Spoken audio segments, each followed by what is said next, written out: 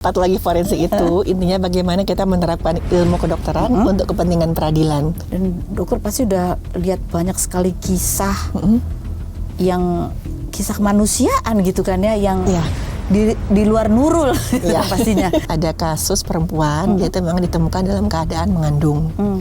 Ada tanda kekerasan di bagian leher dan ada tanda kekerasan seksual. Dan waktu di kerokan kukunya itu masih ada darah sama kulit, jadi dia sempat nyakar pelakunya.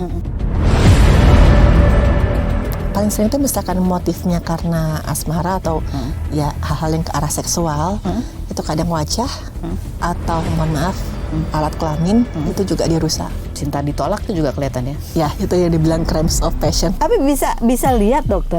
Atau bisa ngerasain aja? Kadang-kadang datang ngomong ke saya itu cuma satu kata berkali-kali, tolong, tolong, tolong gitu.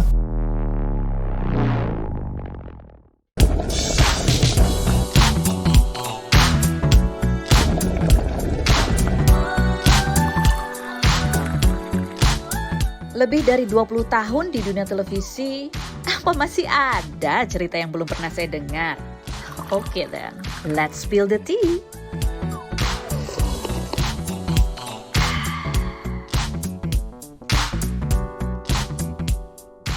Spill the tea, hari ini kita akan berbincang dengan seorang dokter patologi forensik gitu ya, dan ahli mediko legal. Wah, bener nggak tuh dokter Stefani? Halo, apa kabar?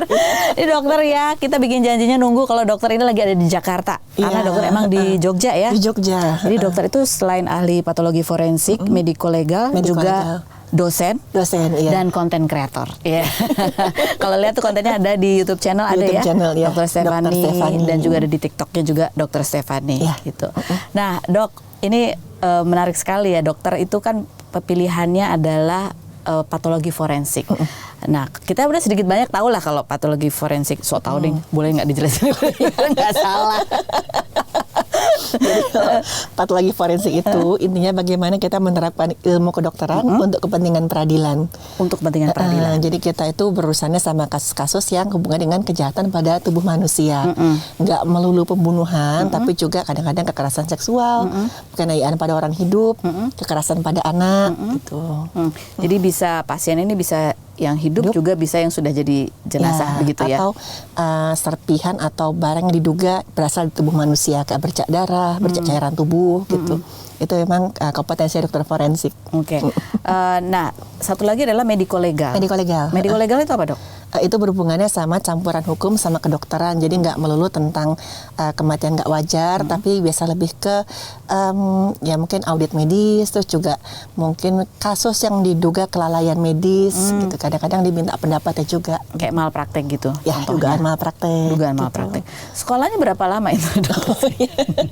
Kan dokter umum dulu ya, itu ya? Dokter umumnya 5 tahun. 5 tahun. Waktu itu saya ke spesialis forensiknya 3,5 tahun. 3,5. Mediko legalnya? Mediko legal, udah sama-sama. Oh, beda barengan. Mediko legal 3,5. Kalau forensik itu sebenarnya ada berapa macam sih, dok? Patologi forensik aja atau ada jenis lainnya? Macam-macam. Jadi nggak cuma melulu kedokteran forensik, tapi forensik itu pokoknya semua ilmu yang digunakan untuk kepentingan peradilan, psikologi, IT, terus juga akuntansi forensik juga ada, misalkan mengaudit keuangan. Iya. Nah, nggak, maksudnya kalau yang kedokteran forensik itu kan kalau ini kan patologi. Iya. Ada lagi nggak selain patologi? Itu cuman kedokteran forensik cuman satu aja gitu. Iya. Kirain ada yang khusus apa gitu, nggak ya? Oh, enggak. Baru satu. Nah, kita mau tanya seputar bagaimana cara dari kasus-kasus ini ya. Itu kan biasanya kalau berkaitan dengan hukum gitu. Kan berarti ada kecurigaan bahwa ini misalnya, kalau misalnya meninggal gitu ya. Oh, ini meninggalnya nggak wajar. Itu taunya dari mana sih kalau misalnya tenggelam gitu kan? Kadang ada yang emang tenggelam atau ada yang ditenggelamkan gitu kan. Nah, ini gimana taunya bahwa oh ini wajar, ini yang nggak wajar, atau ini patut dibawa ke dokter forensik gitu? Oke, pokoknya kematian yang nggak wajar itu semua kematian di luar kematian karena sakit pada saat perawatan, entah itu rawat jalan atau rawat inap. Nah, misalkan orang meninggal mendadak gitu, kita tanya ada riwayat sakit nggak? Misalkan oh nggak ada, dia nggak ada riwayat sakit apa-apa, ya kita anggap ini kematian nggak wajar. Jadi harus diperiksa dulu sama dokter forensik. Nah, dari situ dilihat ini kira-kira ada indikasi ke arah tindak pidana nggak? gitu. Misalkan memang ada indikasi ketindak pidana atau keluarga pengen tahu sebab matinya tuh seperti apa, baru dilakukan otopsi. Jadi nggak harus lewat polisi dulu ya, Dok? Atau biasa dari kepolisian dulu. Dari kepolisian dulu. Karena kok sebelum kita memeriksa pasti kan mesti ada yang namanya surat permintaan pemeriksaan visum. Nah, itu harus dari kepolisian. Jadi polisi datang mungkin olah TKP dulu, baru nanti suratnya udah keluar, baru kita yang periksa. Ini kan meninggal tanpa ada riwayat sakit atau ya itu kan ya pokoknya tanpa pada saat itu lagi nggak perawatan gitu kan. Itu salah satu kecurigaannya. Salah satu kategori meninggal nggak wajar. Kategori meninggal. Tapi kan ada kadang-kadang orang yang misalnya kayak gitu kan, ini meninggal karena asam lambung naik gitu kan, kayak serangan jantung atau apa gitu. Nah, pernah ada kasus yang kayak gitu, terus orang curiga misalnya keluarganya terus. Pernah. Jadi waktu itu memang pas lagi keadaannya lagi agak chaos itu. Jadi ada satu ketindakan ya mungkin hiburan ya tidak legal yang dibubarkan. Tiba-tiba ada salah satu pesertanya itu yang kolaps. Ngomongnya nggak ada sakit apa-apa, sakit asam lambung. Tapi waktu dilihat dia itu udah lanjut usia dan waktu diperiksa di ronsen itu memang jantungnya membesar. Katanya tuh kadang suka rancu nih, keluarga bilangnya nggak ada sakit jantung kok, dia cuman asam lambung. Nah hati-hati, padahal asam lambung itu kan sakitnya di sini nih. Nanti kadang-kadang suka rancu sama orang tua itu sebenarnya sakitnya di jantung. Makanya sakit jantung itu kan the silent killer gitu. Sering gitu bilang karena asam lambung, tapi ternyata ada serangan jantung. Jadi itu sempat diotopsi? Waktu itu enggak karena cuman setelah di ronsen ada pembengkakan jantung. Itu akhirnya keluarga nerima, terus sempat tanya juga kan nggak ada riwayat sakitnya gitu, selama ini suka asam lambung nggak? Iya, ternyata salah menilai gejalanya itu. Aku pikir langsung serta-merta akan dibedah gitu kalau ada laporan atau kecurigaan. Enggak juga gitu ya? Enggak, kita serahkan ke keluarga, kita kasih tahu ada bukti seperti ini, kira-kira mau lanjut diotopsi atau tidak gitu. Jadi keluarga waktu itu ngomongnya kalau memang buktinya karena nggak ada tanda-tanda kekerasan lain yang mengarah ke tindak pidana kayak luka-luka atau gimana, nggak usah dokter gitu, kami terima. Gitu. Oke, seperti itu. Iya. Nah dok, kalau dari dokter sendiri ya, ada berapa kasus sih dalam sehari nih yang biasa datang ke dokter? Nggak tentu kasusnya. Ya. Bisa ratusan atau puluhan sehari? Kalau misalkan ada satu kejadian besar ya ada beberapa, tapi misalkan jumlahnya banyak pasti akan dibentuk tim untuk meriksa gitu. Tapi kalau misalkan normal ya sehari-hari gitu nggak tentu, kadang nggak tentu ya. Justru yang banyak seringnya kecelakaan lalu lintas. Kecelakaan lalu lintas. Dulu saya seringnya kecelakaan lalu lintas. Itu juga perlu dilakukan periksaan luar dulu. Nah biasanya kan ada banyak juga yang ketika meninggalnya itu ada banyak kecurigaan gitu ya, yang membutuhkan kemudian pemeriksaan lebih lanjut. Polisi sudah memberikan rekomendasi misalnya. Tapi kan kadang-kadang ada pihak keluarga yang setuju, ada yang nggak setuju. Nggak setuju. Gitu. Biasanya alasannya apa aja sih dok? Kenapa biasa ada keluarga yang keberatan gitu? Biasa keluarga ngerasa nggak tega. Nggak tega satu, dan kedua curiga kok nanti organ-organnya akan diambil terus dijual gitu. Ada ya cerita itu ya. Nah kok gitu ya tugasnya saya menjelaskan gitu. Kok misalkan nggak tega itu ya saya jelaskan, misalkan ini prosesnya kayak operasi tapi pada orang yang sudah meninggal, dan setelah itu semua organ pasti akan kita kembalikan lagi. Terus bahwa kecurigaan ini nanti organ yang dijual di pasar gelap supaya nanti kayak pencurian ginjal atau apa, itu saya jelasin ini udah pasti nggak mungkin. Kenapa? Karena kalau orang mau donor organ itu harus segera setelah orang itu meninggal dunia. Misalkan lewat 1 jam, 2 jam, setengah jam aja gitu, organnya udah pasti rusak dan itu udah nggak bisa dipakai lagi, dicangkokkan pun nggak bisa. Ya orang kita kan, orang awam kan kadang-kadang nggak ngerti ya gitu ya dok ya. Nah jadi kalau boleh tahu nih pada saat melakukan apa aja sih urutannya gitu dok. Misalnya nih satu datang nih misalnya korban gitu ya. Apa dulu, pemeriksaan luar dulu? Pasti periksaan luar dulu. Tapi kadang-kadang kita tanya dulu kronologisnya seperti apa ke kepolisiannya, terus lakukan pemeriksaan luar. Kita lihat nih luka-lukanya di mana, gara-gara kekerasan apa nih lukanya, kekerasan tajam kah, kekerasan tumpul, terus kira-kira luka yang bisa mematikan tuh di mana, misalkan di kepala, di dada, nanti baru setelah itu kita lakukan otopsi. Jadi dicari dulu luka yang mematikannya. Misalkan ada gitu. Jadi ini penyebab utama kematian gitu kira-kira ya. Di mana? Pernah nggak sih dok menemukan satu kasus di mana ada banyak luka gitu, banyak pelakunya, tapi ya sumber yang mematikannya itu belum ketemu gitu? Oh, kalau yang lukanya banyak itu yang nggak ketemu sebab kematiannya. Misalnya kayak dikeroyok gitu kan. Itu kan ada mungkin yang satu yang menyebabkan justru fatalnya gitu. Pernah menghadapi? Pernah. Waktu itu lukanya luka tusuk. Itu ada sekitar 50 luka tusukan di tubuh. Astaga. Tapi yang mematikan cuma satu. Yang kena ke jantung. Nah, itu ketahuan nggak siapa pelakunya tuh? Oh, kalau siapa pelakunya itu urusan kepolisian. Oh gitu. Jadi kalau tugas forensik itu lebih kepada penyebabnya ya? Ya, sebab kematian. Oh, sebab kematian. Itu yang kita tentukan di situ. Dan waktu itu ya agak juga kok dari sekian banyak ini yang mematikan cuma satu. Tapi memang saat itu latar belakangnya dia melakukan pembunuhan itu karena marah luar biasa sama si korbannya ini. Jadi ngamuk kalap lah dia waktu dia nusuk itu. Oke. Jadi kalau dari bidangnya dokter nih ya, itu bisa juga melihat ya apa maksudnya ini tipe pembunuhan dengan motif apa tuh tahu kurang lebihnya. Kadang-kadang kelihatan dari pola lukanya, dari bagian tubuh yang dirusak itu kelihatan. Misalnya tadi kemarahan, terus apa balas denda, sama aja ya balas denda. Misalkan dia cuma mau menguasai hartanya korban, cuma pengen korbannya lumpuh aja gitu. Itu ada lukanya tuh cuman sedikit lah gitu. Ada korban yang sangat-sangat ngamuk gitu, atau karena motifnya dia pengen mempermalukan korban, menguasai korban, itu ya kelihatan juga. Atau karena cinta ditolak itu juga kelihatan ya. Ya, itu yang dibilang crimes of passion, marah gara-gara kejahatan yang gara-gara marah luar biasa, dan itu paling banyak memang asmara. Paling banyak adalah asmara. Ya. Yang paling yang paling serem ya gitu ya. Itu biasanya motifnya apa, Dok? Antara dua sih, tiga sih sebenarnya, antara dia asmara, uang, sama kekuasaan, ego gitu. Dan kalau udah kayak gitu udah nggak mandang keluarga, nggak mandang itu siapa. Gitu. Uang. Demi uang, ya. Demi uang bisa sampai sadis. Bisa. Ada anak yang ada anak tuh sampai tega menghabisi orang tuanya demi dapat uang warisan. Itu ada. Dan itu dengan cara yang sadis.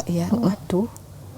Padahal kan bisa tinggal ambil aja duitnya gitu ya. Nah, berarti ada kemarahan juga. Karena si anak ini memang dia bukan tipe yang yang punya hati sebenarnya. Oh. Karena saya sempat nanya juga latar belakangnya kan, anak ini terlalu dibiarkan dan dimanja sama bapak ibunya. Jadi empatinya kurang, simpatinya kurang. Terbiasa mendapatkan apa yang dia inginkan, entah gimana caranya. Karena waktu saya lihat, tahu siapa pelakunya, ceritanya seperti ini, justru saya nggak habis pikir kok bisa anak sama orang tuanya gitu. Ya ampun.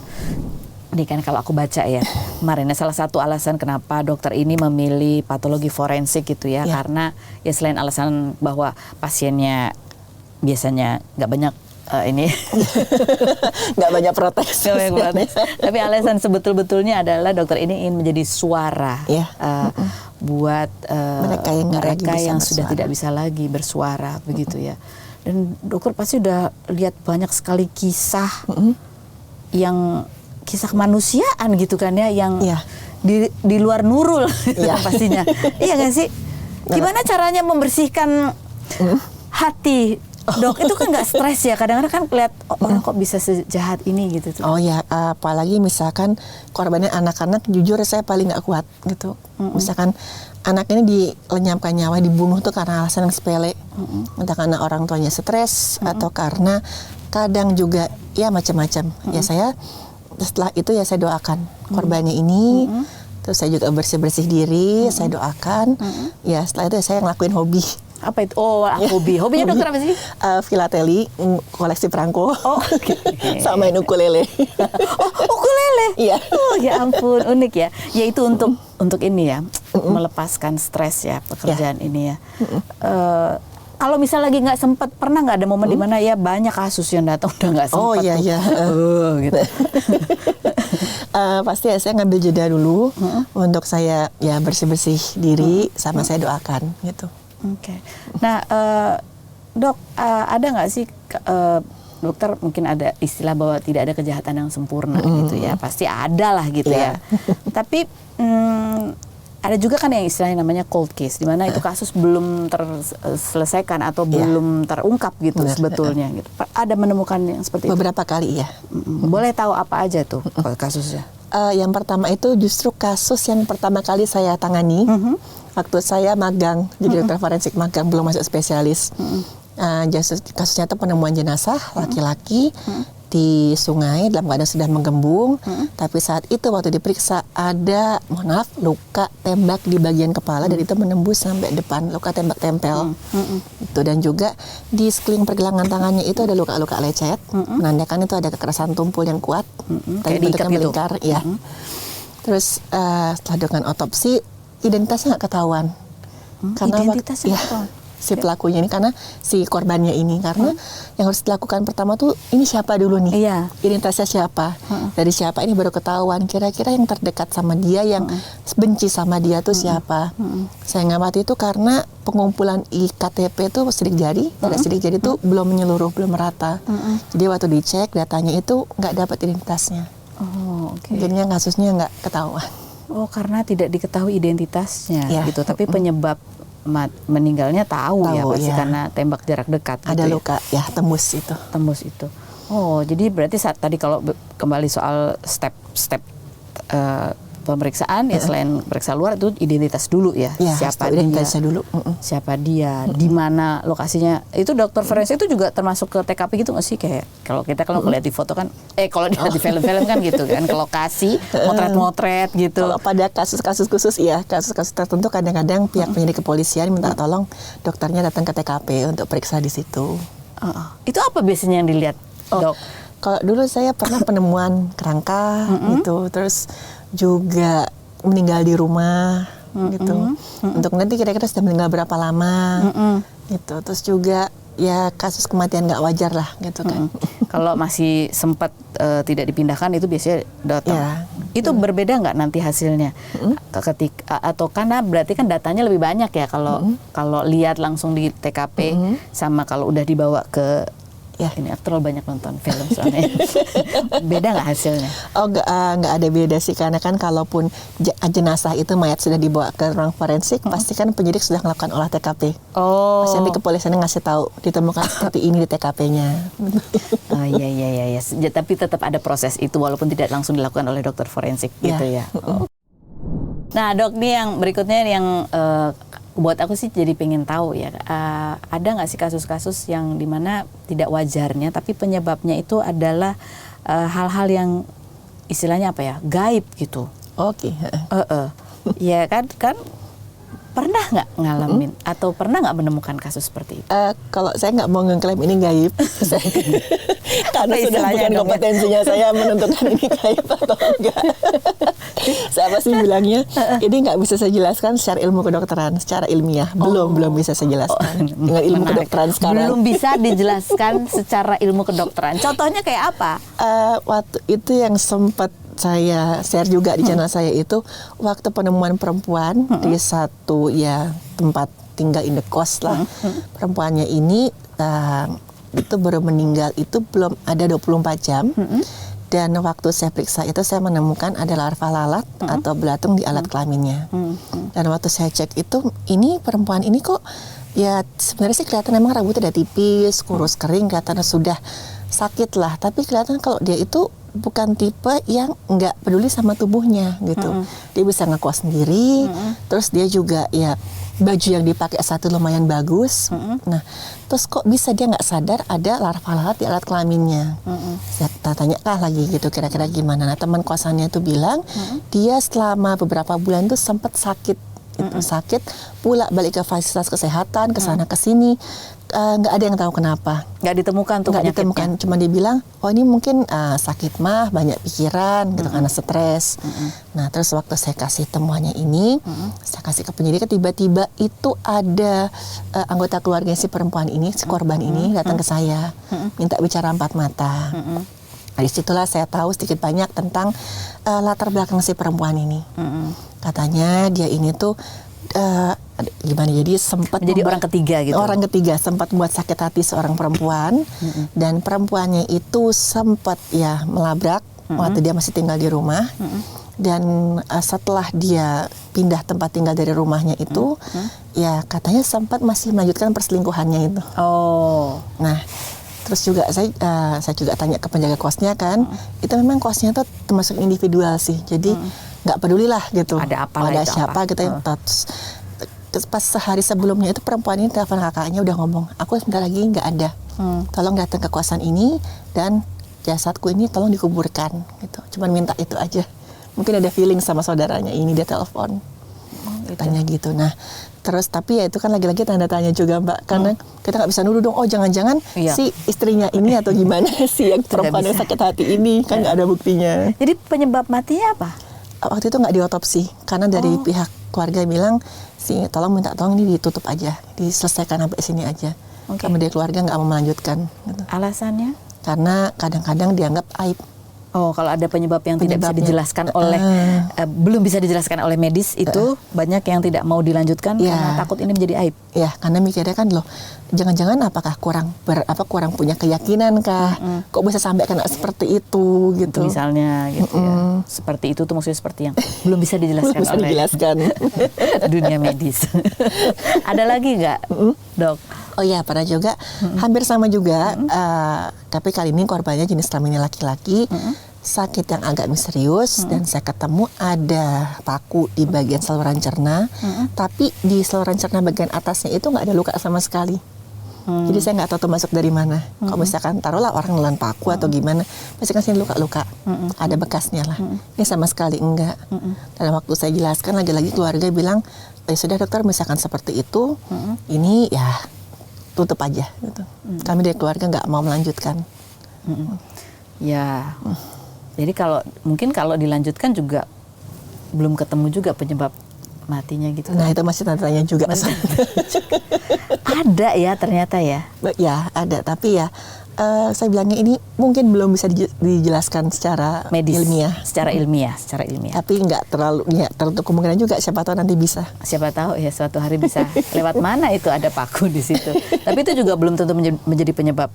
Belum tentu juga waktu itu, karena baru saya bilang ada penemuan seperti ini dari keluarga, saya sempat ngambil beberapa sampel dari organ-organ juga. Ya tanya mau dilanjutkan nggak usah, ini semua kami tutup sampai sini. Gitu. Akhirnya nggak jadi diperiksa deh. Oh, jadi belum tahu aja yang lain kondisi organ yang lain apa tuh belum tahu. Nah kalau misalnya itu kan tadi ya paku. Kalau misalnya jarum-jarum emas, kayak susuk gitu. Ini bukan benang ya, kalau benang kan ada nih tanda benang. Kalau susuk itu saya justru pernah dapat fotonya itu dari negeri lain, tapi masih di Asia juga. Saya kasih lihat si korbannya ini itu pernah riwayat pasang susuk kira-kira itu 5 tahun yang lalu lah, 3-5 tahun lalu. Nah tiba-tiba entah gimana caranya susuk itu bisa sampai menembus rongga kepalanya ini dan hampir kena otaknya. Dia awalnya tuh dia ngerasa kejang-kejang, terus dia ngerasa sakit kepala gitu. Terus dia meriksa di situ, kelihatan kok ada jarum yang nusuk sampai hampir ke dalam sini. Padahal misalkan itu jarum biasa gitu, kata waktu itu menjadi perdebatan juga. Dia tidur terlentang begini kan harusnya jarumnya malah keluar. Karena kulit kepala kan lebih lunak. Kok malah ke dalam, hampir nembus tulang tengkorak lagi, udah mau kena otaknya. Iya, kok ada bisa di dalam gitu. Nah, ya? itu nggak mungkin mah, ya kan? Nah, itu nggak tahu gimana cara masuknya. Dan itu terus nggak bisa juga untuk dikeluarkan gitu, karena untuk resiko untuk dibuka, untuk diambil itu resikonya besar gitu. Dan si pasiennya juga nolak, orangnya masih hidup. Sampai sekarang? Nggak tahu sampai sekarang. Ini kasus dari kolega yang lain nih? Kolega yang lain. Tapi di Indonesia? Di negara lain, tapi masih di sekitaran sini, sekitaran Asia. Ternyata bukan cuma Indonesia aja ya. Mungkin harus pakai daun kelor. Oh, tapi pernah ada penemuan seperti itu ya? Dokter sendiri pernah mengalami hal yang belum bisa dijelaskan oleh secara ilmiah enggak? Oh pernah. Pernah juga. Itu saya ngalamin lagi. Saya jadi targetnya. Dokter jadi targetnya? Iya. Kayak apa waktu itu? Apa yang dirasain? Dirasain linglung. Ingatan saya tuh on off. Kadang saya cuma inget tuh ngerasa marah. Yang banyak cerita tuh orang sekitar saya. Oh gitu? Tiba-tiba saya suka ngamuk. Karena masalah kecil aja saya bisa marah. Terus tiba-tiba itu setiap kali makan saya muntah. Dan dari mata saya tuh keluar cairan. Dan itu saya sempat periksa ke teman saya. Sempat dikasih obat tetes mata, nggak sembuh-sembuh. Keluar cairan tuh nggak tahu kenapa infeksinya. Oh, pada saat itu lagi nanganin kasus apa? nanganin kasusnya agak berat sih sebenarnya. Jadi kecelakaan, bukan kecelakaan sih, di satu perkumpulan perkumpulan spiritual. Mereka itu lagi ya melakukan latihan gitu. Terus ada satu yang kebablasan. Dia merasa bahwa udah mendapatkan kekuatan mungkin ya. Terus dia bilang nggak bisa mengendalikan kekuatannya. Kena temannya meninggal. Terus saya cek itu paru-parunya tuh bengkak.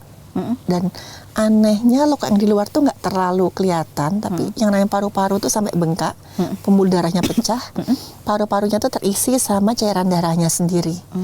Dan tuh kebayang lah anak ini meninggalnya dia pelan-pelan, kesakitan, dan itu dibawa ke rumah sakit tapi udah telat. Terus sempat juga ditanya gitu, ini kira-kira bisa nggak kalau ini gara-gara penyakit paru-paru, penyakit bawaan? Ya saya kasih lihat itu fotonya. Waktu itu lagi persidangan. Kalau gambaran seperti ini itu tidak mungkin karena dia sakit. Gitu. Udah jelas sekali ini ada kekerasan. Kekerasan lebih ke gelombang saya bilang. Nah terus kayaknya ada yang nggak suka sama yang saya kasih tahu gitu. Padahal saya nggak berpihak sama sekali. Iya kan cuma memaparkan data gitu kan. Saya nggak kasih tahu ini siapa yang bunuh. Itu bukan urusan saya. Ini kira-kira motifnya apa juga bukan urusan saya. Itu urusan polisi. Nah kayaknya ada yang nggak suka. Nah setelah itu tiba-tiba ya mulai gitu. Linglung lebih cepat marah. Terus saat itu sembuhnya gimana? Didoain sama keluarga. Jadi keluarga beberapa itu karena kata suami itu saya sempat tiba-tiba saya minta pisah. Tapi nggak sadar dong? Nggak sadar. Saya kaget waktu dikasih tahu. Dia bilang kamu tiba-tiba minta pisah tanpa alasan yang jelas. Gitu. Cuman ngomong saya udah nggak suka lagi sama kamu, saya bilang gitu. Saya udah nggak ada perasaan lagi gitu. Udah kita pisah, saya bilang. Saya minta pisah. Itu nggak ingat tuh ngomong begitu? Ingat. Pada saat itu apa yang diingat? Ada sesuatu nggak yang diingat? Cuma ingat sakit terus nggak betah di rumah. Dapat di rumah tuh kayaknya tuh gak enak kayak, tapi apa yang saya omongin gitu nggak sadar. Dan itu pasti cuma di jam-jam tertentu. Kata suami saya lihat. Dokter pun pernah mengalami hal yang belum bisa dijelaskan secara ilmiah. Tapi untuk waktu itu karena dikasih tahu kan, didoakan aja. Dan pas sekian hari itu ya ada hitungannya berapa hari katanya itu lepas, dan itu sakit paling parah yang pernah saya rasakan sampai saat ini. Apa yang dirasain? Sakitnya tuh sekujur badan, terus kayak ngilu-ngilu gitu. Wah, bukan ngilu lagi sih, kayak saya mikirnya kayaknya saya nggak selamat ini, kayaknya saya bakal mati, saya mikirnya gitu. Sesudah didoain itu? Itu pas didoain sama keluarga, pas hari itu cuman berdua sama suami sebenarnya, gitu. Sama suami cuma didoain aja, disadarin gitu kan. Terus saya muntah beberapa kali, dan itu aduh, sampai sekarang itu sakit paling parah. Udah saya rasain, saya mikirnya mungkin kayak saya nggak selamat deh nih. Ya udahlah, andai kata itu ya udah, saya mikir gitu. Tahu-tahu saya sadar, itu udah muntah di mana-mana gitu kan. Terus juga suami cuma nanya, kamu ingat nggak 2 jam yang lalu kamu ngomong apa? Enggak, saya bilang nggak ingat. Ngomong apa? Ternyata katanya 2 jam yang lalu saya masih bilang udah apa ya, masih minta pisah. Padahal udah gitu. Nah itu nggak bisa didoain, tahu-tahu itu katanya prosesnya tuh setengah jam atau 1 jam gitu. Saya muntah-muntah, saya kayak mau lepas gitu. Terus ya yang susahnya setelah itu sih Mbak, karena dikasih tahu ini karena orang nggak suka sama kamu, ya saya marah kan, manusia juga kan. Saya mikirnya ini maunya apa gitu. Saya niat baik sama orang, saya niat mau ngasih keadilan ke korban, kok malah saya yang kena gitu. Terus ya ada salah satu ya gurunya sampai saya, guru ngaji lah, nasihatin saya, itu kamu jangan dendam, kamu jangan marah, karena kalau kamu marah, kamu dendam, dia balik lagi. Kan susah Mbak ya, gampang-gampang susah. Karena nih kalau kita lihat dokternya udah halus banget ngomongnya, senyum, sampai dia marah tuh berarti kan udah subun-ubun. Mana kan badan sakit semua, ya masih marah gitu ya. Ya susah. Tapi sesudah itu jadi ada rasa kayak takut atau khawatir gitu nggak setiap kali ngadepin? Oh nggak sih, kasus yang mirip-mirip gitu, nggak sih. Cuman ya waktu itu diminta cuman latihan ngontrol emosi aja, karena sebelum kejadian itu waktu saya ngasih kesaksian itu kan ada sahabat saya yang udah saya anggap adik itu baru meninggal. Oh, lagi sedih. Jadi mungkin emosinya lagi nggak stabil, salah satu faktornya. Astaga. Iya. Baru kehilangan, waktu itu kan zaman COVID ya? COVID, ya. Dan juga saya kehilangan banyak orang yang saya sayang. Guru saya yang saya sayang banget, 2 orang meninggal. Terus juga ada adik saya itu, gitu. Jadi daripada nggak stabil. Iya, jadi itu masa-masa berat ya buat dokter ya. Udah banyak sedih, dokter sendiri ngalamin seperti itu gitu ya. Ya susah pastinya. Ya, tapi ya waktu susah juga bagaimanapun kan saya masih tetap bertugas. Iya, harus profesional juga. Harus profesional. Gitu. Harus senyum gini terus sih. Menghadapi keluarga korban maupun itu harus tetap begitu ya. Tapi ya ini masih teringat betul ya kejadian itu ya. Ya ingatannya on off sih, dan kaget juga gitu ketika kasih tahu kamu dulu ngamuk pas kejadian ini. Aduh, kayaknya nggak pernah deh gitu. Banyak saksinya gitu. Tapi ya kalau kita lihat di konten-kontennya dokter di awal-awal terutama ya, itu kan juga banyak tuh kejadian-kejadian yang ya istilahnya kayak pernah ketindian gitu ya, atau seperti ada yang berkomunikasi dari korban ini kepada dokter. Dan dokter pernah bilang bahwa ya udah biasa gitu, nggak serem, nggak takut. Sementara aku dulu ya kalau di Salemba tuh kan kalau ke belakang itu mesti ngelewatin kamar jenazah tuh. Kamar jenazah. Kalau udah jam 10 malam langsung ada yang kayak gitu kan. Apalagi kalau ada ambulans yang berhenti tuh kayak takut gitu. Ini udah biasa. Karena kan ya dididik gitu dari dulu sama almarhum ayah sama ibu saya juga itu. Kalau yang namanya mereka yang di mungkin dimensi yang lain itu ada, emang ada gitu. Dan juga kadang-kadang bentuknya nggak kayak kita.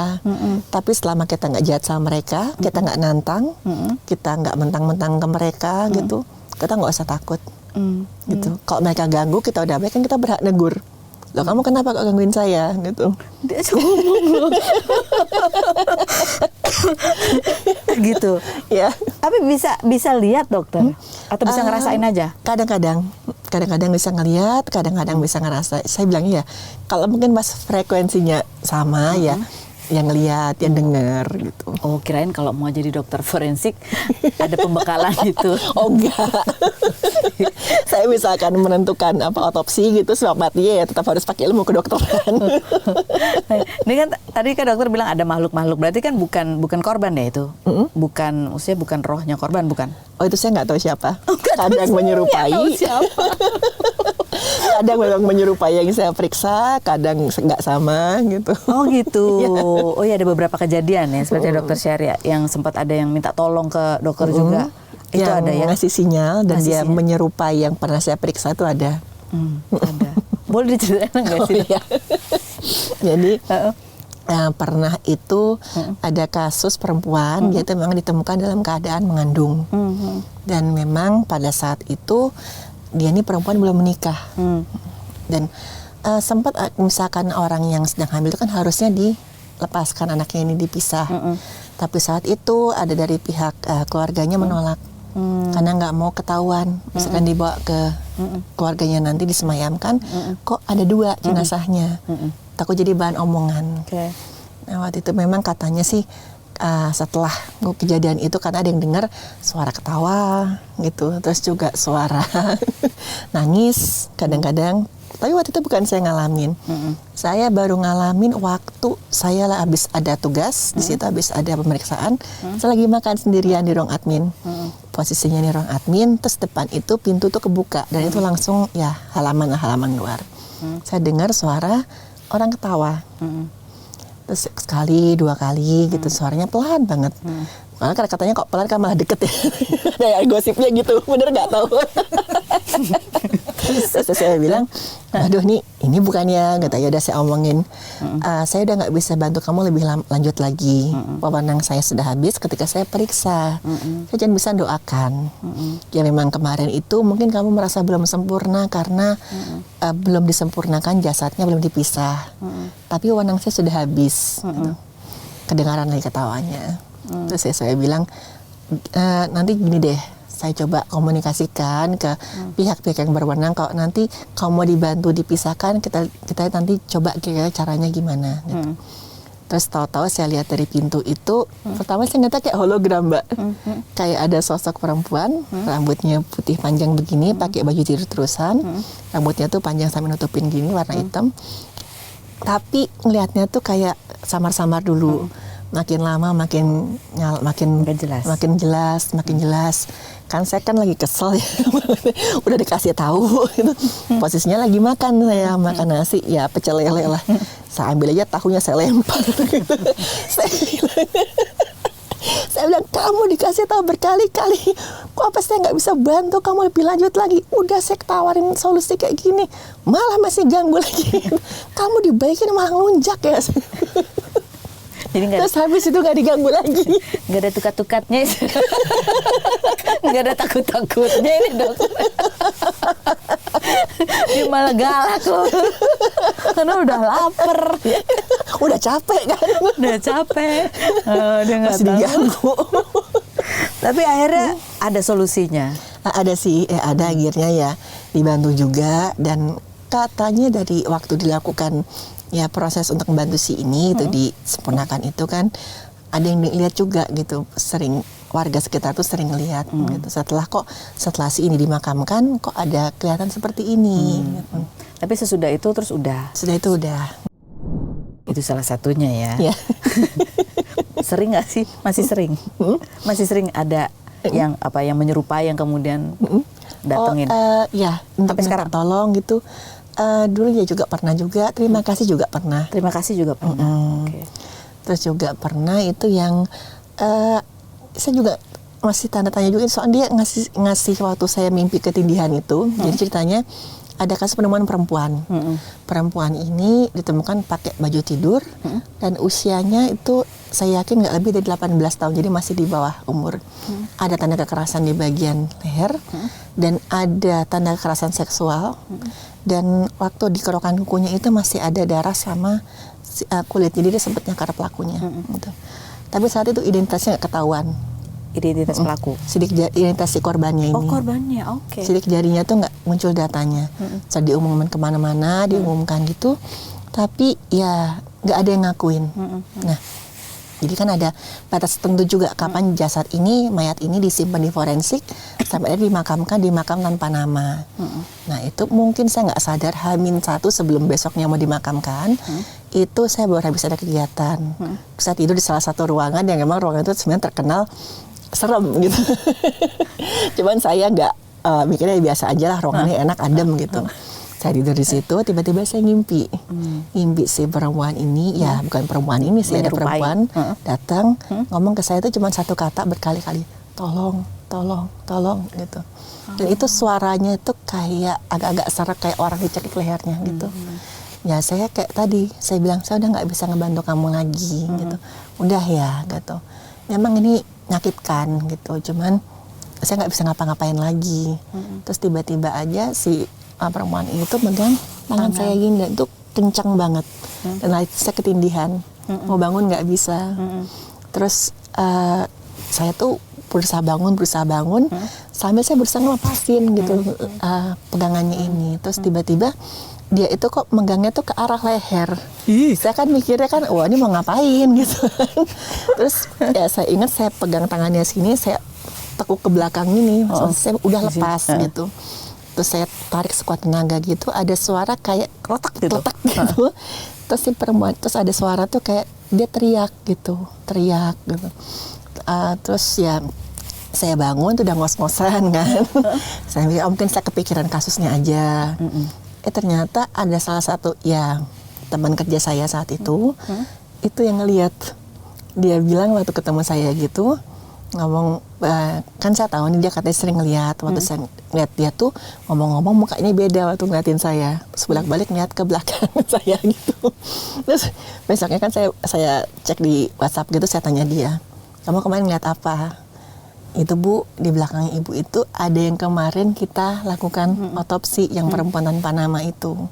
Saya mikirnya kan mungkin kebetulan lah ya gitu. Mungkin dia ya mungkin yang dilihat itu nggak tahu siapa juga. Saya juga mikirnya ini juga mimpi. Cuman waktu besok pagi saya mau mandi, saya lihat lengan saya tempat di si sosok ini megang itu ada memar.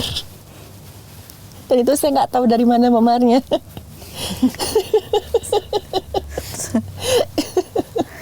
Oh ya ampun. Nah itu saya sempat mikir juga, apa jangan-jangan pas saya tidur, saya lagi ngelirik nggak sengaja saya pegang tangan saya sendiri. Jadi kontak tangan siapa? Mungkin. Tapi coba pikir positif aja. Iya. Tapi belum terungkap juga siapa. Sampai sekarang belum. Karena identitas siapa perempuan ini juga nggak ada. Jadi ada banyak ya sebetulnya ya. Dan ya, apakah kebanyakan karena identitasnya yang tidak terungkap ini? Yeah. Yang paling banyak karena itu? Paling banyak karena itu. Apa sih biasanya penyebabnya karena identitas nggak terungkap? Itu karena bank data kita kurang bagus atau gimana sih?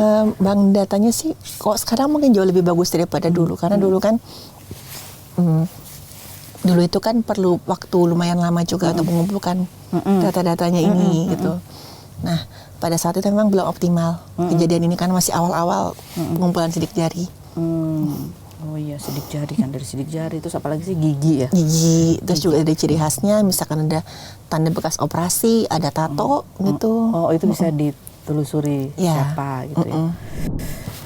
Dok, kalau misalnya kan ada banyak kasus-kasus yang lagi rame ini, kasus kejahatan, pembunuhan atau apa gitu, dokter juga ngikutin nggak situ? Atau itu menjadi perbincangan diskusi juga nggak sih? Pasti diskusi. Pasti diskusi. Saya sama sesama sejawat lah, kadang diskusi soal itu. Kan diskusi, kan lagi rame kan soal itu ya, kasus pembunuhan dan itulah apa istilahnya ya kalau yang kemudian difilmkan itu loh. Oh iya. Yang kejadian sudah 6 tahun yang lalu gitu ya. Dan itu kan istilahnya pada saat itu otopsinya kayaknya ada banyak, akhirnya belum bisa terselesaikan gitu kasusnya. Itu menjadi perbincangan juga nggak sih? Oh kalau itu ya kita bilangnya kan kalau di forensik itu, if you don't see it, don't say it. Pada kasus ini saya nggak bisa ngomong karena yang periksa bukan saya. Oke, ya benar juga. Tapi ikut memperhatikan, mengikuti.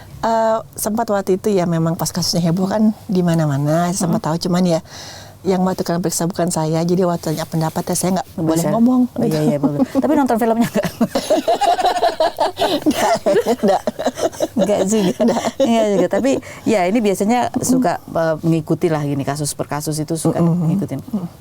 Oke, baiklah ya. Kalau if you don't see it, don't say it. Ya, misalkan nggak ada ya jangan diada-adain. Kalau nggak ngelihat ya jangan. Ya, karena emang semuanya kalau dari secara ilmiah kan harus dilihat, ada datanya, ada fakta, ada harus buktinya. dibuktikan secara ilmiah. Itu pun setelah menyajikan data apa juga kesimpulannya juga ya tadi kan pelakunya siapa itu bagian yang lain. Urusannya kepolisian. Oke, baik. Nah dok, ini kan ada banyak macam kejahatan-kejahatan yang dokter lihat ya kan gitu ya. Nah, tadi kan dokter bilang ada 3 nih ya, salah satunya motivasi karena asmara itu yang paling agak apa istilahnya kejam gitu ya. Nah asmara karena uang dan karena kekuasaan. Gitu. Kan ada juga apa istilahnya yang kemudian dipotong-potong gitu. Oh iya. Iya kan. Nah pernah nanganin juga kasus seperti itu. Pernah. Iya. Iya. Saat itu motifnya ya lebih ke uang sebenarnya. Ke uang? Bisnis. Sampai, tapi ini saya samarkan nama tempat kejadiannya, tapi motifnya karena itu. Kekayaan bisnis. Tapi itu terlihat dari data yang cara dia memotong potongannya atau apa? Waktu sengketanya ya, karena waktu itu si pelakunya merasa harga dirinya terluka, harga dirinya diinjak-injak, dia nggak senang dengan si korbannya ini. Pada saat marah si korban ini melakukan hal tertentu, dan ada satu anggota tubuhnya si korban ini yang dirusak oleh pelaku. Spesifik gitu ya? Spesifik. Jadi itu menunjukkan motif? Menunjukkan saat itu ya, katanya si pelakunya pada saat dia mencoba untuk memisahkan bagian tubuh itu, tujuannya sebenarnya cuma mau supaya ini nggak ketahuan aja, gitu. Supaya gampang dibuangnya katanya gitu. Tapi pada saat dia ngeliat salah satu anggota tubuhnya si korban ini, marahnya muncul lagi, dihancurkanlah di situ. Astaga. Dok kalau ngeliat kayak gitu-gitu, udah biasa atau tetap gitu ya kan? Kalau kita mau orang biasa kan nggak akan pernah biasa ya gitu. Saya ngeliatnya kayak pasien. Gitu. Kayak pasien. Jadi kan kok dokter itu pasiennya mau seperti apapun nggak boleh kita menunjukkan penolakan, kita nggak boleh menunjukkan mungkin takut atau apalagi jijik ya gitu. Ini pasien loh gitu. Waktu di Sumpah Dokter kan ya sudah siap menerima pasien apapun itu keadaannya. Begitu juga dengan korban yang sudah mati. Saya nggak boleh ya jijik atau gimana gitu. Jadi pasien loh, perlakukanlah sebagaimana dia masih hidup. Jadi tujuannya kembali ke motivasi awal adalah menjadi suara. Ya, bagi mereka yang nggak lagi bisa bersuara. Tanda itu udah bisa terungkap ya waktu itu ya. Kalau dari dokter sendiri, kalau secara ilmu kan ada tuh tahapan-tahapan pemeriksaannya mulai dari apa dulu. Kalau dokter sendiri secara pribadi gitu, ada nggak sih sebelum melakukan pemeriksaan tadi gitu, ada ritual yang dokter sendiri lakukan nggak? Oh ya, paling saya mesti tahu dulu nih, kira-kira nama dia ada identitasnya nggak, nama lengkapnya siapa. Kalau misalkan ada nama lengkapnya saya doakan. Didoakan. Walaupun enggak, ya saya doakan gitu. Semoga pasti saya ajak doa bersama dulu. Semoga korban mendapatkan keadilan dan ketenangan dan keluarganya dikuatkan. Kan kalau kita lihat film, lagi-lagi lihat film ya, ada gitu yang kadang-kadang kayak ngajak ngobrol gitu, yang kayak ya ibaratnya kayak nggak tahu ya, ngajak ngobrol tuh maksudnya kayak ini ada apa sih gitu, kayak merekonstruksi ini apa gitu juga nggak dok? Misalkan kayak pada saat saya otopsi, saya ngajak ngobrol pasiennya. Iya. Korban, gitu. oh ya, Bisa, kayak, tetap harus permisi. Oh permisi. Jadi gitu. misalkan lagi motong gitu, saya bilang, apa ibu permisi, ini saya periksa ya gitu. Semoga nanti sebab matinya ketahuan, nanti bapak sama ibu dapat ketenangan, dapat keadilan. Misi saya potong ya gitu. Jadi tetap diperlakukan dengan hormat. Ya, atau kadang mau saya geser gitu, misi ini saya geser ya Pak Ibu gitu. Misalkan udah selesai, Pak Ibu ini pemeriksaan sudah selesai gitu.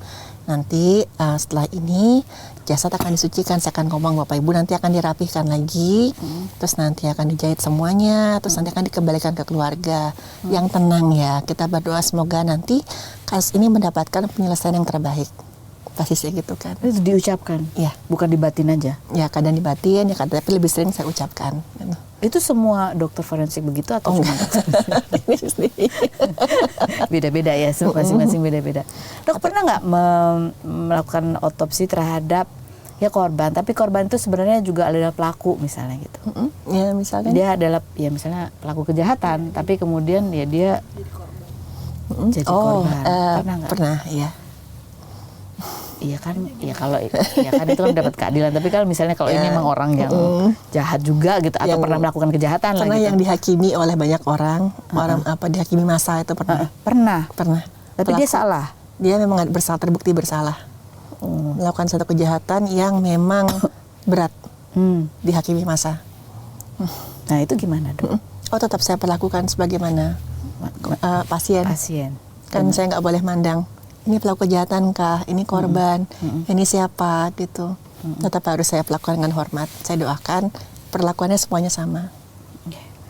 Dok kan udah menangani macam-macam kasus kejadian gitu ya. Ada nggak sih yang menurut dokter ini paling kayak membuat dokter tuh jadi bertanya, ini manusia ini kenapa sih gitu, untuk pelakunya ya gitu? Oh ya, pernah. Kasus hidup pernah, kasus mati pun pernah.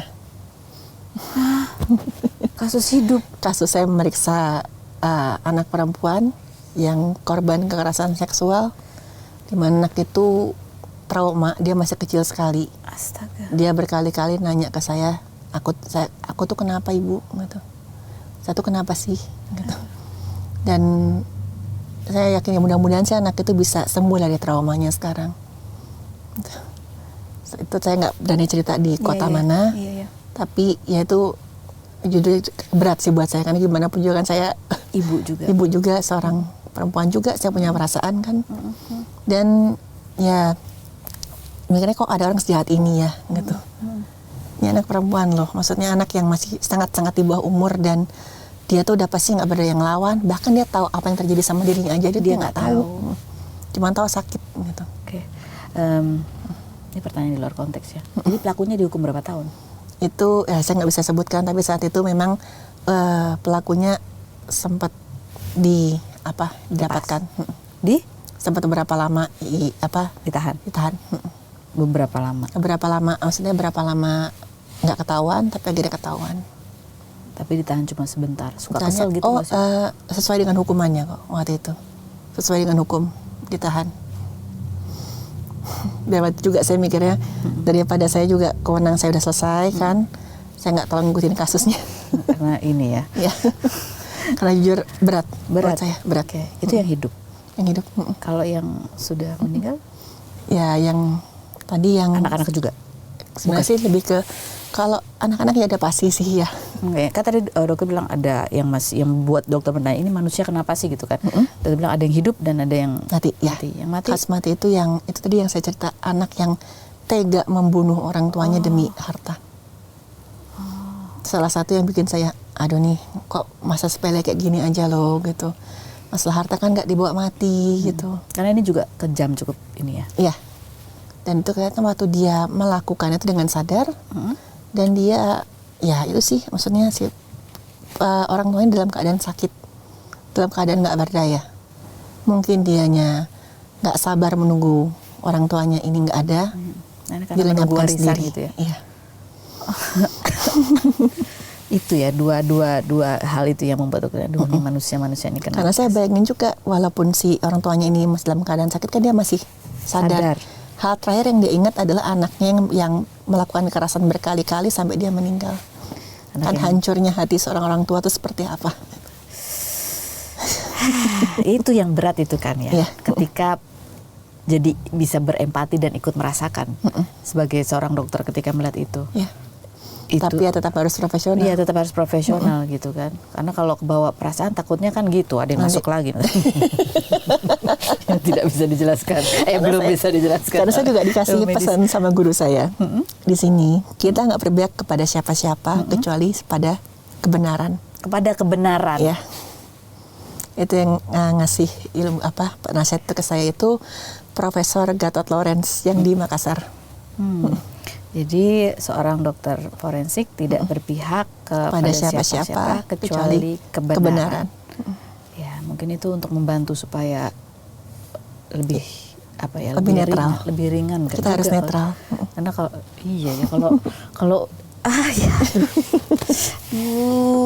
gitu ya.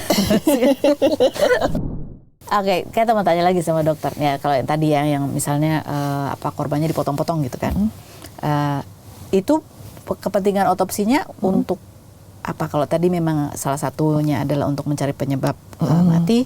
Kalau ini kan juga apakah perlu lagi dicari penyebab mati atau apa? Kalau otopsi yang pertama pasti identifikasi dulu. Identifikasi. Kita ngelihat mungkin ya ada bekas operasi nggak gitu, atau ini jenis kelaminnya apa untuk tahu ini siapa dulu gitu. Terus yang otopsi yang kedua itu udah pasti untuk cari sebab kematiannya. Karena kan misalkan dipotong-potong nih gitu. Yang membuat dia lumpuh itu apa gitu. Kan kadang orang melakukan pemotongan jasad itu tujuannya kan ya untuk supaya gampang dibuang yang paling banyak. Nanti kira-kira dia tuh dibunuhnya dengan apa? Dibunuhnya itu. Kekerasan apa yang buat dia kehilangan nyawanya sebelum dipotong-potong. Atau juga mungkin dilihat apakah dibunuh dulu atau baru dipotong atau ada nggak sih yang dipotong sebelum? Biasanya sih dalam keadaan misalkan bahwa si korban ini jaringannya masih hidup itu ya ada. Jadi di potongannya itu ada tanda-tanda peradangan, ada bekuan darah, ada segala macam. Waktu kita ambil sampel lihat di bawah mikroskop itu ada sel radangnya banyak sekali gitu. Tapi ya kita lagi-lagi berharap semoga si korban ini walaupun masih hidup tapi sudah dalam keadaan tidak sadar pada saat dipotong-potong itu. Iya. Jadi sekali lagi bahwa dokter ini hanya menyajikan data dan kebenarannya gitu ya. Tapi dokter sebagai ahli patologi forensik juga apakah juga mempelajari juga psikologi pelaku kejahatan ini? Sedikit banyak ya. Misalkan ada yang ngasih pendapat ahli ya saya belajar juga gitu. Ya ini kalau yang melakukan kejahatan kayak gitu-gitu tuh biasanya apa sih ada identifikasinya nggak ini karena apa gitu motif-motifnya atau? Kalau dari yang pemotongan itu ada yang pertama itu tipe di mana dia cuma pengen gampang dibuang aja gitu. Kalau menghilangkan jejak lah gitu ya. Kalau bisa malah nggak ketahuan nih siapa. Kita lihat potongannya itu ya sesuai dengan tubuh ini gitu. Itu maksudnya ya tangan, Di bagian-bagian yang lain, tapi nggak ada kekerasan yang kok kayaknya agak aneh gitu. Ada juga tipe yang dia sangat-sangat marah waktu dia menghabisi si korban ini. Gitu. Nah itu kadang kelihatan juga gitu. Ini dia itu marahnya tuh gara-gara apa? Kayak misalkan gara-gara kata-kata. Itu bagian mulut, lidah itu kadang-kadang dirusak. Gitu. Atau gara-gara pada saat bertengkar, mungkin dituding-tuding gitu. Kadang-kadang jarinya diremukkan juga, dirusak gitu. Jadi yang satu adalah untuk menghilangkan jejak atau supaya identitasnya susah dilacak. Tapi yang satu lebih kepada emosi ya. Emosi, dan itu paling sering itu misalkan motifnya karena asmara atau ya hal-hal yang ke arah seksual, itu kadang wajah atau mohon maaf alat kelamin itu juga dirusak. Gitu. Tapi ada juga yang dia itu mungkin karena entah gara-gara terlalu marah apa gara-gara memang ada kelainan, dia itu pengen mempermalukan korbannya. Dia menikmati pada saat dia melakukan itu. Itu ya, korban ini nggak dimanusiakan gitu. Jadi kadang sengaja ditaruh di tempat terbuka kah, atau ditunjukkan kalau dia tuh pernah melakukan apa saja sama si korbannya ini. Jadi tidak disembunyikan ya, mempermalukan ya. Itu pernah semua menemui kasus-kasus seperti itu? Beberapa sejawat pasti ada yang ketemu juga. Maksudnya beberapa sejawat pernah sharing kasusnya juga. Gitu. Aku pikir ini hanya ada di film-film ya. Ternyata ada. Aduh. Contohnya yang tipe ketiga itu kadang-kadang misalkan dipisahkan gitu, terus ditaruh gitu aja biar semua orang lihat. Nah, tapi ya ini ada ahlinya tersendiri untuk menganalisa apa sih motif pelaku. Oh ya, itu kondisi. Psikolog atau psikiatri forensik. Oh ada. Ada. Berdampingan juga. Satu kantor juga itu. Ya, itu biasanya mereka itu membedah kejiwaan dari pelakunya. Dan bisa dilihat dari cara dia memperlakukan korban. Ya, mengarah kemana gitu kadang-kadang kelihatan. Kalau dokter sendiri pernah nggak gitu ya? Pernah nggak? Istilahnya ada pengalaman gitu, mungkin pernah mengamati pelaku atau mendengarkan pelaku. Waktu saya pendidikan pernah. Pernah ya. Apa yang teringat apa? Seperti apa gitu? Ini kasusnya lagi-lagi saya samarkan. Dulu kan saya juga minat ke psikiatri, ke psikolog. Itu sempat ada satu pelaku tindak kejahatan yang cukup berat. Kasusnya juga jadi atensi, perhatian publik. Terus saya diajak untuk ikut pada saat dia diwawancara. Ini juga yang misah-misahkan bagian tubuh juga ini. Oke. Dan itu ya yang pas saya wawancara itu orangnya manipulatif dan dia tahu cara mempengaruhi orang gitu. Dan dia itu ya nggak punya empati. Ya dia nggak tahu ya, dia pokoknya kayak nggak punya hati lah gitu. Tapi dia tahu cara mengambil simpati. Dan banyak yang kemakan saat itu. Pada saat dia menjual ceritanya itu, banyak yang kemudian mikirnya pelaku ini perlu dikasihani. Tapi untungnya juga kayak dia sakit ya gitu ya. Iya. Tapi untungnya saat itu setelah evaluasi kejiwaan, kan ada yang dibilang tuh kalau orangnya sakit jiwa dia nggak bisa dihukum. Iya. Kan ada yang, tapi nggak semua penyakit jiwa itu membuat orang bebas dari hukuman.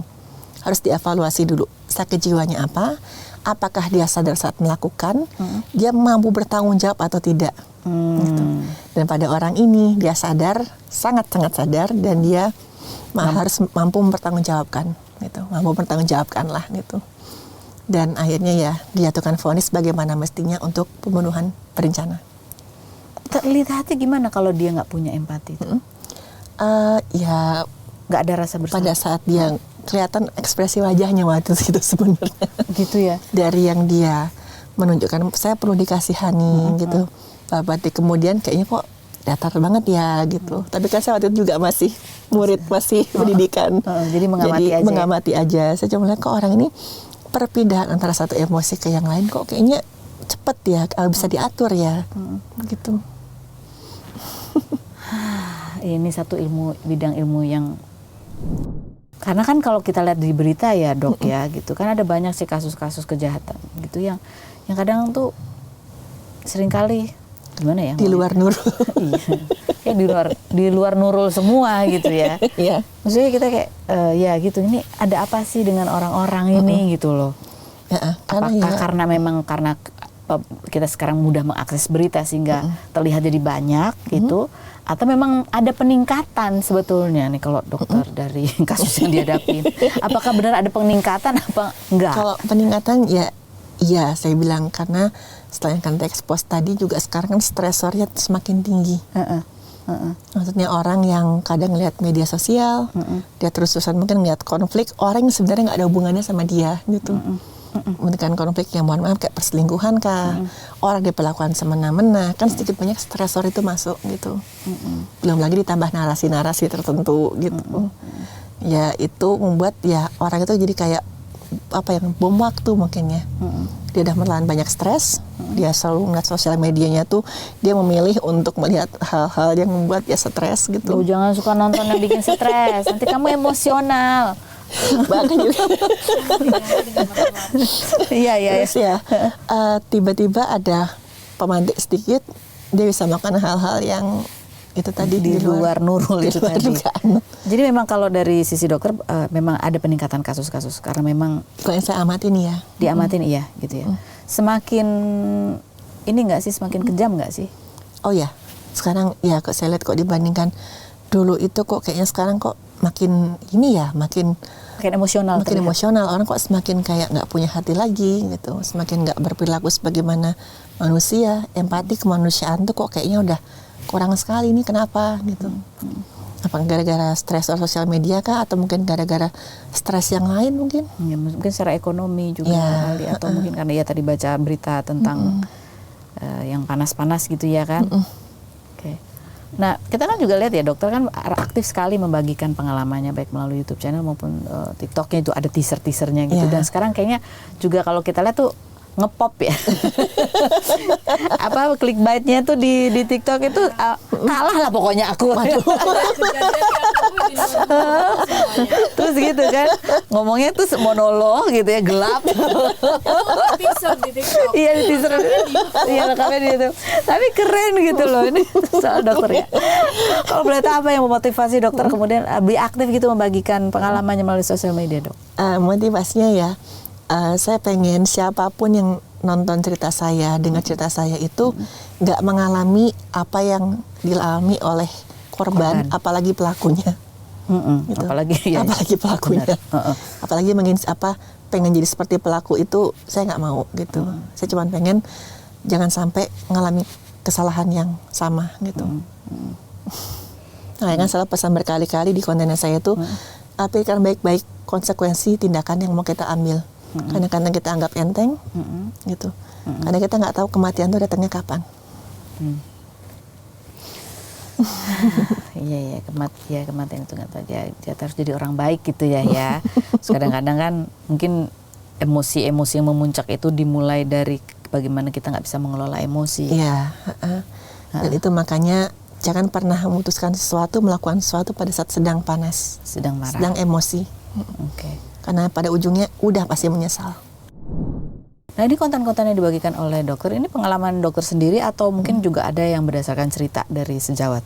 Macam-macam, ada pengalaman saya sendiri, ada yang hasil sharing dari sejawat juga, ada juga kadang-kadang saya membahas kasus dari luar juga. Kasus dari luar juga ya, jadi diambil lebih kepada apa sih kayak hikmah-hikmahnya gitu ya. Dok, selain dokter yang pernah gitu apa sih misalnya merasa didatangi oleh sosok yang menyerupai gitu ya, sejawat yang lain ada juga nggak sih yang punya pengalaman seperti itu? Oh beberapa ada yang sharing pengalaman juga ada. Tapi ya lagi-lagi masing-masing, ada yang ngalamin, ada yang enggak. Maksudnya itu apakah sebagian dari resiko menjadi dokter? Menjadi lebih sensitif gitu nggak dok? Oh nggak juga, karena yang saya lihat justru yang banyak sharing pengalaman yang nggak bisa dijelaskan itu tadi, itu kebanyakan nggak cuma dokter kok. Ada yang guru juga, ada juga yang mungkin masih kuliah, ada juga yang petugas keamanan. Tapi berkaitan di lingkungan kerjanya dokter? Nggak selalu. Yang sharing-sharing di cerita horor itu kan nggak mandang profesinya apa. Oh iya. Tapi ya itu harus ngalami, dia ngalamin udah. Nggak pengen, nggak takut ya. Tapi aku kemarin pernah nanya nih waktu pertama kali ketemu dokter, dok pernah nggak sih didatangin sosok yang menyerupai itu, terus ngasih tahu ini loh penyebabnya gitu. Gitu ngasih jawabannya gitu. Kalau itu ya ngasih petunjuk, maksudnya kayak aku diapakan sebelum kira-kira diapakan sebelum nggak ada ya. Ya gitu, cuman kan yang saya ungkapkan di situ kan yang hasil otopsinya aja gitu. Tapi pernah ada, terus kemudian kan dicek lagi misalnya benar nggak sih gitu? Ada. Oh, itu justru setelah saya otopsi ketemu sebab matinya, ya memang dia kayak mengkonfirmasi aja gitu, kok saya dibeginikan gitu. Itu bentuknya ngapain? Kayak seperti dia ngomong atau? Ya dia ngasih tunjuk lah gitu. Dalam bentuk? Ya kadang pada saat saya ngimpi, kadang istri yang menunjukkan gitu. Ngasih clue. Mukanya dokter santai, mukanya gini. Tapi dia kalau ngimpi gitu, kadang orang lain juga ngelihat. Misalkan saya lagi mikirnya kan, ngimpi nih, saya kebawa ini aja. Toto entah tetangga atau siapa, Toto ngomong, tadi aku ngelihat ada sosok ini, kok di depan rumah kamu, kok tadi kamu di belakangmu jalan ada orang, itu kenapa? Dokter tadi nggak habis ngapa-ngapain. Oh, tenang aja. Ya, dokter kan sekarang aktif, ya tadi masih mengajar juga, masih menjadi dokter dan membantu pihak kepolisian juga gitu ya. Ada lagi nggak sih kedepannya yang masih ingin dokter pelajari gitu? Oh ya, sekarang ini kan memang sedang kuliah tentang hukum kedokteran juga. Sedang kuliah, astaga belum kelar juga ini. Ingin ya Pak, jadi mendalami tentang hukum kedokteran, hukum kesehatan gitu. Kenapa tertarik itu dong? Karena dengan itu saya bisa melindungi sejawat, melindungi pasien juga. Oh, melindungi sejawat dan melindungi pasien. Ya, dengan misalkan saya ngasih kejelasan hukum seperti apa ke pasien, itu juga sejawat bagaimana misalkan supaya jangan sampai nanti prakteknya itu nggak aman gitu, berisiko. Kenapa dokter terpikir ini? Apakah pernah punya pengalaman secara langsung dengan ini gitu, sehingga tertarik untuk mengambil? Pernah waktu saya menangani kasus dugaan kelalaian medis, dan ternyata saat itu pada saat dibuka dilakukan pemeriksaan otopsi dan segala macam itu terbukti nggak seperti yang dibayangkan gitu. Hasil temuannya itu bukan karena kelalaian gitu. Itu pernah gitu. Oh, bukan karena kelalaian. Bukan karena kelalaian, dan itu terbukti. Udah ada beberapa yang memeriksa, mengkonfirmasi ya ini bukan karena salah kasih obat atau apa. Memang bawaannya seperti ini, memang penyakitnya sudah separah ini. Gitu. Jadi ini dokter ya, jiwanya ya walaupun dokter tapi jiwanya tuh keadilan gitu. Ya kan? Tadi menjadi suara untuk yang sudah tidak bisa lagi menyuarakan kebenaran gitu. Terus tadi menjaga sejawat dan juga menjaga pasien gitu ya. Dulu cita-citanya emang jadi dokter apa pernah cita-cita jadi apa gitu nggak sih dok? Oh, dari dulu memang tertariknya ke ilmu medis soalnya. Ilmu medis ya. Karena almarhum ayah kan dokter hewan, ibu saya farmasi. Jadi yang dulu yang namanya bahan bacaan medis dari kecil itu ya di rumah banyak gitu. Terus juga ibu kan dulu punya software kedokteran.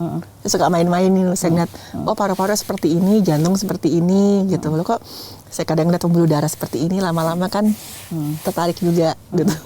Tapi yang dipilih adalah patologi forensik ya. Karena pasiennya. Dan saya juga ngerasa pengalamannya itu yang saya ceritakan itu kepisah sih, ini ya pengalaman pribadi saya gitu ya. Pada saat saya menangani kasus, saya bekerja, saya mengalami seperti ini. Tapi bahwa pengalaman ini tuh sama sekali nggak mempengaruhi cara saya menentukan sebab kematian. Dalam mengungkapkan sebab kematian, saya tetap harus pakai ilmu kedokteran dan scientific crime investigation. Gitu. Scientific crime investigation. Walaupun dokter pernah mengalami kejadian yang belum bisa dijelaskan secara medis tadi, tapi dalam pekerjaan semua data, semua fakta yang disajikan itu harus secara ilmiah gitu ya. Dan sekali lagi bahwa tidak berpihak kepada siapapun selain kepada kebenaran. Ya. Wow. Dan if you don't see it, don't say it. If you don't see it, don't say it. Jadi betul-betul orang ilmiah. Beda sama aku. Nah, dok, terima kasih banyak lo sudah hadir berbagi ceritanya. Ya, kita bisa tahu tentang cerita di balik dokter dan sebuah profesi gitu yang dokter geluti beserta pengalamannya. Pasti ada banyak hikmah di sini ya. Tadi yang dokter bilang bahwa ya kita nggak pernah tahu kapan kematian itu datang. Benar. Itu dan ya hidup ini kan cuma sementara ya. Mau jadi orang sejahat itu juga ujung-ujungnya bisa jadi juga ada di mejanya dokter. Iya kan? Ya. Dan selalu saya tekankan itu yang namanya kematian itu nggak mandang mau kita masih muda, kita sedang bersenang-senang. Kita sedang ngapain, kita lagi happy-happynya gitu kan. Ya kok mau datang ya datang, kita nggak bisa ngelawan. Jadi selalu pikirkan baik-baik. Tindakan saya ini, andai kata setelah ini, mungkin beberapa detik setelah ini saya nggak ada, saya siap nggak dengan konsekuensinya. Oke. Sampai di kesimpulan ini pernah ada korban yang lagi Pernah. banyak. Ya banyak. Dari ya mohon maaf ini gara-gara korbannya juga lalai. Dia habis berpesta ya, party gitu. Dan dia dalam pengaruh zat-zat tertentu, dia berkendara, dia meninggal. Dan itu umurnya masih sangat-sangat muda. Dan itu ya saya lihat pada saat di kejadian itu yang namanya ponselnya itu masih ada grup di mana dia dan teman-teman itu membicarakan pesta tadi. Dan ada kata-kata dari korban tersebut yang bilang, saya akan berpesta seakan-akan tidak ada hari esok, seakan-akan saya akan mati esok. Dan ternyata ucapannya adalah doa.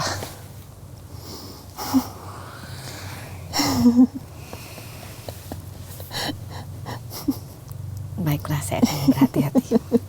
Dok, terima kasih banyak sekali lagi sudah hadir. Kita bisa ketemu di Jakarta, dokter di Jogja, ya, dan masih mengajar ya. Iya, masih ngajar. Oke, mudah-mudahan ilmunya selalu bermanfaat, pengalamannya bermanfaat, membuat kita banyak menjadi lebih baik lagi, merenungkan hal-hal yang pelajaran dari yang dokter sharing kan, supaya kita jadi orang baik, jadi orang baik aja. Kalau emosi ingat jangan emosi. Ya. Jangan terlalu sedih, jangan terlalu marah. Nanti ada yang gitu. Pokoknya ya berusaha kelilingin hal yang positif aja. Kok tahu ini bikin marah, bikin sedih, usahakan hindarin lah. Kok bisa dihindari? Dihindari. Dok, silakan minum loh biar nggak emosi. Terima kasih buat Anda yang sudah bergabung. Spill the tea. Terima kasih. Okay then, let's spill the tea.